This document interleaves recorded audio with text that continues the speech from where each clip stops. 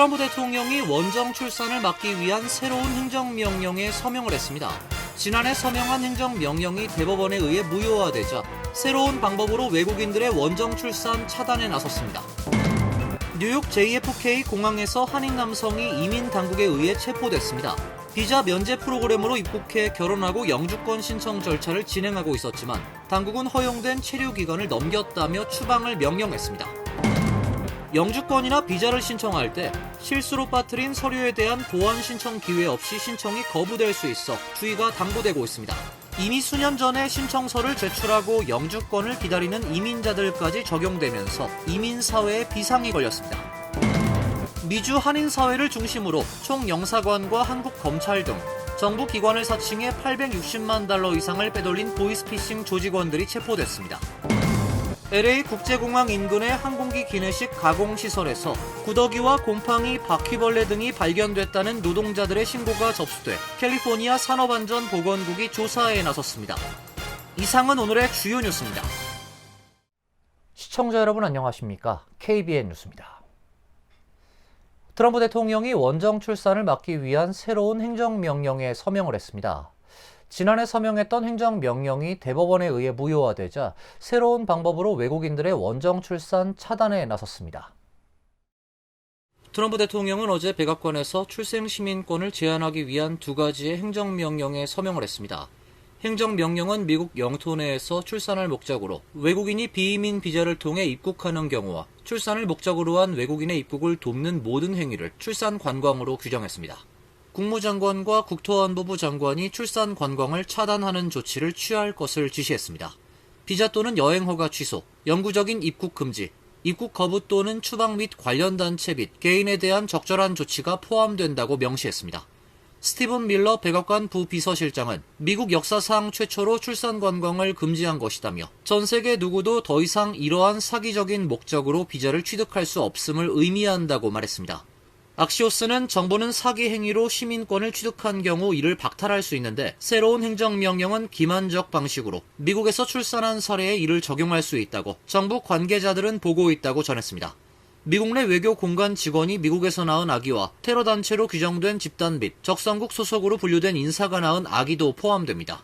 트럼프 대통령은 지난해 1월 취임 직후 미국의 출생 시민권을 금지하는 행정명령에 서명을 했었습니다. 하지만 연방 대법원은 지난 6월 이를 위헌이라고 판단하며 무효화했는데 트럼프 대통령은 이에 굴하지 않고 새로운 행정명령을 발동하며 제안을 들고 나온 것입니다. 미국의 주요 공항에서 이민 단속이 이어지고 있는 가운데 뉴욕 JFK 공항에서 한인 남성이 이민 당국에 의해 체포됐습니다. 비자 면제 프로그램으로 입국해 결혼하고 영주권 신청 절차를 진행 중에 있었는데요. 당국은 허용된 체류 기간을 넘겼다며 추방을 명령했습니다. 김규진 기자가 보도합니다. 미주 한국일보 보도에 따르면 맨하탄에 거주하는 20대 한인 박모 씨는 지난달 21일 오전 JFK 공항에서 이민 세관 단속국 요원들에 체포돼 뉴저지 뉴욕 델라니올 이민자 구치소에 구금 중인 것으로 밝혀졌습니다. 박 씨 아내는 부부가 자녀와 함께 플로리다행 항공편에 탑승하기 위해 공항 탑승구로 가던 중 남편이 갑작스럽게 체포됐다고 말했습니다. 공항 보안 검색을 통과한 후 탑승구로 걸어가던 중 사복 차림의 요원들이 다가와 남편의 신분을 확인하고 아무런 설명이나 영장 제시 없이 연행해 갔다고 전했습니다. 박 씨는 공항에서 체포된 뒤 맨하탄 연방청사에 임시 구금됐다가 22일 새벽 뉴저지 델라니올 구치소로 이송됐습니다. 부인은 IC 요원들이 구금 중인 박 씨에게 이미 추방 명령이 내려졌다며 한국으로 돌아갈 것을 알렸고 영어를 완전히 이해하지 못하는 상황에서 변호사 선임 기회 없이 서류에 서명하도록 했다고 주장했습니다. IC는 박 씨가 전자여행 허가를 통해 2024년 3월 무비자 입국한 후 허용된 체류기간 90일을 넘겨 비자 면제 프로그램 체류 조건을 위반했다며 이를 근거로 행정 추방 절차를 개시하고 연행 당일인 21일 최종 추방 명령을 발부했다고 전했습니다. 박 씨 아내는 남편은 이스타로 입국 후 결혼하고 영주권 신청을 진행하고 있으며 지난 6월 I-485를 제출하고 인터뷰만 남겨둔 상황이라고 밝혔습니다. 박 씨의 갑작스러운 체포로 자신과 자녀들이 큰 충격을 받았다며 남편의 석방을 호소했습니다. KBN 뉴스 김규진입니다. 이처럼 공항에서 이민자들의 체포가 잇따르면서 주요 항공사들이 단속 방식에 공개적으로 반발을 했습니다. 일부 항공사는 법원 영장 없이 항공기 탑승이나 승객 정보 제공에 협조를 할 수 없다며 ICA의 요구를 거부한 것으로 나타났습니다. 월스트리트저널은 어제 사우스웨스트 항공이 지난 7월 25일 텍사스주 달라스에서 올랜도행 항공편에 탑승하려던 승객을 체포하기 위해 기내 진입을 요구한 ICA 요원들의 요청을 거부했다고 보도했습니다.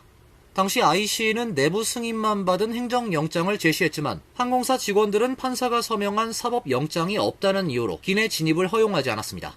승객 정보가 표시된 컴퓨터 화면도 보여주지 않았으며 직원 신원 공개 요구도 거절한 것으로 전해졌습니다. 이 같은 사례는 최근 수주 동안 사우스웨스트 항공에서만 최소 6차례 발생한 것으로 알려졌습니다. 샌프란시스코, 마이애미, 캔자스시리 등 전국 주요 공항에서 탑승구와 매표소, 제트브리지에서도 체포작전을 벌이는 사례가 잇따르고 있습니다. 지난달 공항에서 이루어진 IC의 체포는 하루 평균 20에서 40여 건에 달한다고 전해졌습니다. 단속 대상도 크게 확대됐습니다. 과거엔 최종 추방 명령을 받은 이민자가 주 대상이었지만 최근엔 영주권 등 신분 조정 절차가 진행 중이라도 비자가 만료된 경우는 체포 대상에 포함되고 있습니다. IC는 비자 만료 자체가 체포 사유가 될 수 있다는 입장을 보였습니다.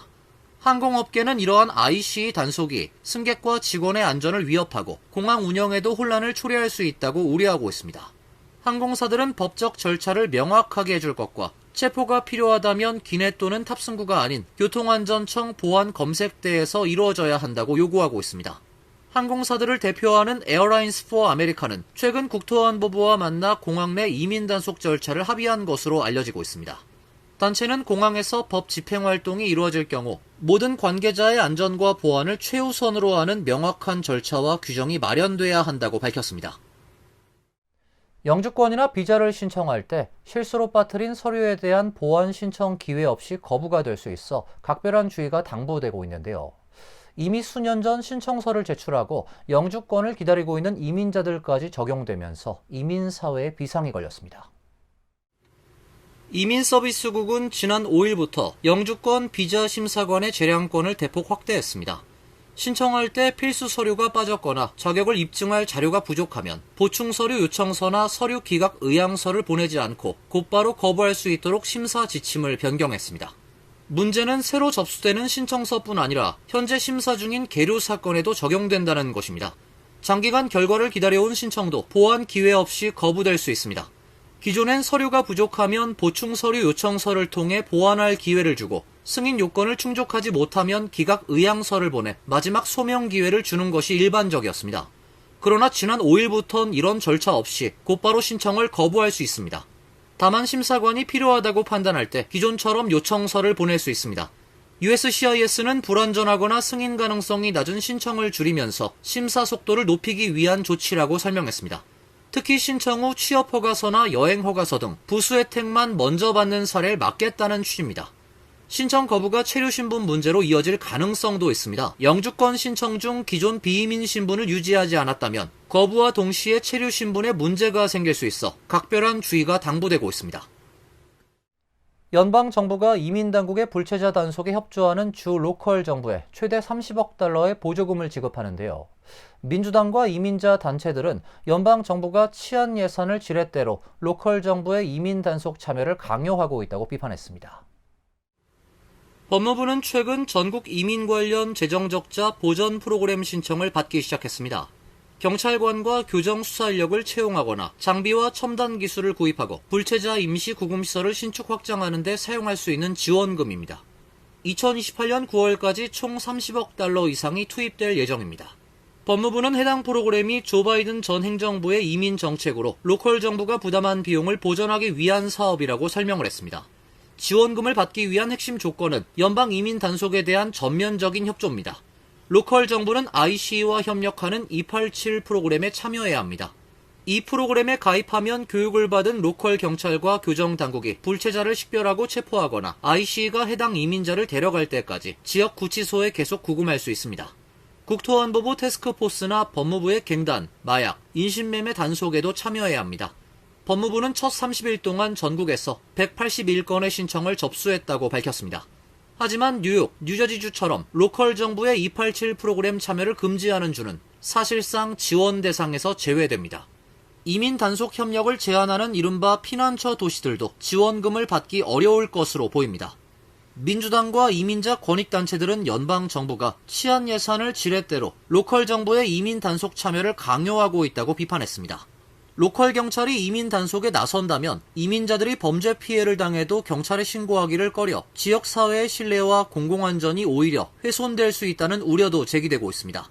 이번 지원책은 일반적인 치안 보조금이라기보다 로컬 경찰을 트럼프 행정부의 대규모 이민 단속 체계에 끌어들이기 위한 재정적 유인책이란 평가가 나오고 있습니다. 미주 한인 사회를 중심으로 총영사관과 한국 검찰 등 정부기관을 사칭해 860만 달러 이상을 빼돌린 보이스피싱 조직원들이 체포됐습니다.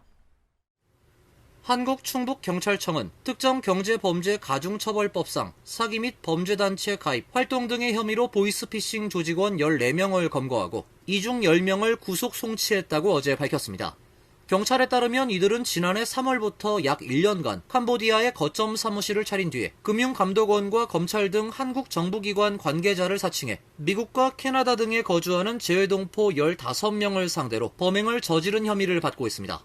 확인된 피해액만 총 863만 7천 달러에 달합니다.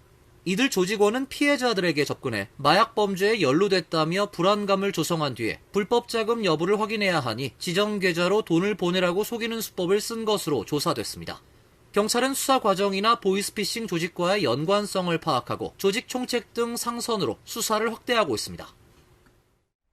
전국적으로 2명이 사망하고 수만 명의 환자가 발생한 사이클로스포라에 이어 살모넬라균 식중독까지 빠르게 확산되고 있습니다.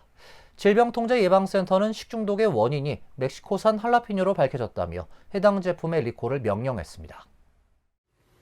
미 전역 27개 주에서 345명의 환자를 발생하게 한 살모넬라균 식중독의 원인이 멕시코 시날로아 주에서 수입된 할라피뇨로 밝혀졌습니다. CDC에 따르면 멕시코산 할라피뇨를 수입한 회사는 유통업체 코스트 시트러스로 이 회사는 문제의 고추들을 리콜한다고 공지했습니다. CDC는 해당 할라피뇨를 사용한 식당 가운데에는 유명한 멕시코 식당 체인점들도 포함되어 있다고 밝혔습니다.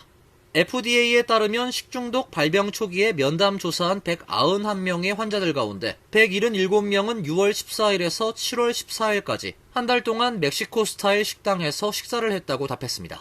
유명 레스토랑인 치폴레 멕시칸 그릴과 커도바도 포함되어 있습니다. 치폴레는 지난 4일 매장에서 할라피뇨를 제거했다고 발표를 했고 커도바도 모든 지점에서 선제적으로 할라피뇨를 재료에서 뺐다고 밝혔습니다. CDC는 식당들이 문제의 재료를 제거했다는 점에서 당장은 식당 고객들의 감염 위험이 계속될 것 같지는 않다고 발표했습니다. FDA는 할라피뇨가 다른 식료품점에서도 유통되고 있는지 조사 중에 있습니다. 앞으로 추가 사항은 홈페이지 게시문을 통해서 발표할 예정이라고 밝혔습니다. 멕시코 정부도 이번 사건에 대한 조사를 시작했다고 발표했습니다. 보건당국은 지금까지 환자가 가장 많이 발생한 주는 미네소타주와 콜로라도주며 현재 36명이 입원 치료 중에 있다고 밝혔습니다. LA 국제공항 인근의 항공기 기내식 가공시설에서 구더기와 곰팡이, 바퀴벌레 등이 발견됐다는 노동자들의 신고가 접수되면서 캘리포니아 산업안전보건국이 조사에 들어갔습니다. 캘리포니아와 애리조나의 호텔, 식당, 공항 노동자 등을 대표하는 노조는 LA 국제공항 인근 항공기 케이터링 업체 플라잉 푸드그룹 시설의 위생 안전 문제와 관련해서 산업안전보건국에 진정을 제기했다고 밝혔습니다. 플라잉 푸드그룹은 다수의 국내외 항공사에 기내식을 공급하는 업체입니다. 노조 측은 노동자들이 시설 내부에서 구더기와 곰팡이, 바퀴벌레와 해충들을 목격했으며 극심한 더위와 부족한 비누, 종이 타월 문제도 겪고 있다고 주장했습니다. 진정서에는 지난 6월 한 노동자가 오랫동안 방치된 항공기 식기 카트를 열었을 때 접시와 음식물에 곰팡이와 파리, 구더기가 가득한 상태였다는 내용이 담겼습니다. 노조가 공개한 사진엔 부패한 음식물과 곰팡이가 낀 식기들이 보입니다. 해당 노동자는 문제의 식기들을 폐기해야 한다고 제안했지만 곧 출발할 항공편에 사용해야 한다는 이유로 상사로부터 세척하라는 지시를 받았다고 노조 측은 주장했습니다. 진정서에는 또 바퀴벌레와 해충이 식품준비구역, 직원 탈의공간, 항공기 식기 카트 주변, 직원 식당 등 시설 여러 곳에서 목격됐다는 주장도 포함됐습니다. 노조는 사진과 영상, 노동자 진술을 제출했으며 신속한 현장 조사를 요구하고 있습니다. LA시는 해당 업체의 안전 및 노동 관행에 대한 조사에 착수했습니다. 캐런 베스 LA 시장실은 성명을 통해 시장이 공항 계약업체와 관련한 의혹을 심각하게 받아들이고 있으며 노조 및 LA 공항공사와 협력해 적절하게 조사되고 해결되도록 하고 있다고 밝혔습니다. 이어서 간추린 소식입니다. 연방의회에 따르면 에드워드 마키 민주당 상원 의원은 어제 북한 주민에 대한 인도적 지원을 촉진하는 내용의 법안을 대표 발의했습니다. 제출된 법안은 북한 주민들에게 생명을 구하는 의료 지원을 포함한 인도적 지원을 신속하게 제공하고 기타 목적을 달성하기 위한 법안으로 기재됐습니다. 현재 상원은행, 주택, 도시문제위원회로 회부된 상태입니다. 마키 의원은 앞서 2020과 21년에도 북한 인도적 지원 강화 법안을 추진했었지만 당시 소관 상임위에 계류된 채 회기 종료와 함께 폐기됐습니다. 2021년 법안엔 재무부가 식량, 의약품 이외에도 북한 주민의 기본적 필요를 충족하기 위한 인도적 사업 물품으로 대북제재 면제 범위를 넓히도록 하는 내용이 담겼었습니다. 캐시 호컬 뉴욕 주지사는 5일 냉각탑 안전검사를 강화하는 내용을 골자로 한 법안에 서명을 했습니다. 뉴욕 시내 건물에 설치된 모든 냉각탑은 매년 1월과 7월 연 2회 안전검사 및 인증을 받아야 한다는 내용입니다. 또한 검사에서 적발된 미비사항은 늦어도 48시간 내에 시정해야 하며 건강에 위협을 초래할 수 있는 레지오넬라균 등 미생물이 발견된 경우 즉시 시 당국에 신고를 하고 24시간 내 소독 등의 조치를 취해야 합니다. 위반할 경우 첫 적발 시 2,500달러, 두 번째 적발부터 매번 7,000달러의 벌금이 부과됩니다. 특히 사망이나 중상을 초래한 위반의 경우 최대 12,500달러의 벌금이 부과됩니다. 뉴욕시에선 지난달 냉각탑 레지오넬라균 확산으로 7명이 사망했습니다. 조란 맘다니 뉴욕시장은 5일 불법 전동자전거 온라인 판매 업체의 판매 중단을 명령했습니다. 맘다니 시장은 40여 개의 온라인 소매 업체들이 전동자전거를 허위 광고에 불법 판매하고 있다고 규제 이유를 밝혔습니다. 뉴욕시는 해당 온라인 판매점 42곳에 법정 속도와 출력 제한을 초과하는 전동자전거를 즉시 판매 중단해야 한다는 명령서를 보냈습니다. 아울러 오는 18일까지 불법 전동자전거 판매 중단이 이루어지지 않을 경우 최대 2,000달러의 벌금 부과를 경고했습니다. 시 교통국에 따르면 2017년부터 작년까지 불법 전기자전거와 전동 스쿠터로 인한 사망사고가 각각 45건, 14건 발생했으며 지난주에도 불법 전동자전거를 타던 17세 소년이 사고로 사망을 했습니다. 메릴랜드주 법원 및 메릴랜드주 보건부에 따르면 엘리코시리에 거주하는 한인 한의사 최모 씨가 여성 환자를 성추행하고 폭행한 혐의로 기소돼 재판을 앞두고 있는 것으로 나타났습니다. D 한의원을 운영해온 최 씨는 한의사 면허도 박탈당한 것으로 알려졌습니다. 검찰에 따르면 사건은 지난해 9월 애나룬델 카운티 갬브릴스 소재 한 스파에서 발생을 했으며 피해 여성은 전신 마사지를 받던 중 최 씨가 가슴과 중요 부위를 부적절하게 만지는 등 성추행을 하고 양손으로 약 15초간 목을 압박해 질식 상태에 이르게 했다고 주장하며 경찰에 신고를 했습니다. 피해 여성은 마사지 직후 병원 응급실을 찾아 우측 내경동맥 손상 및 목혈관 협착 진단을 받고 경찰에 수사를 의뢰했습니다. 환율과 증권 소식입니다.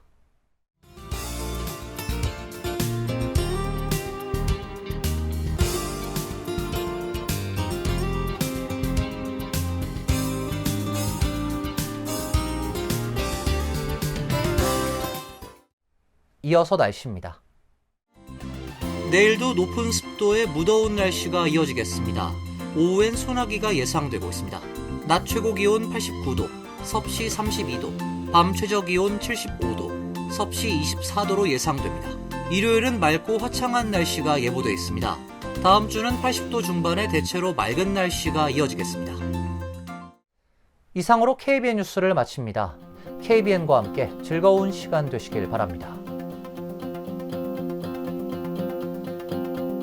동부 최대 한인방송 KBN이 제작하는 KBN 뉴스는 웹사이트 mykbn.com 그리고 유튜브와 페이스북에서 다시 보실 수 있습니다.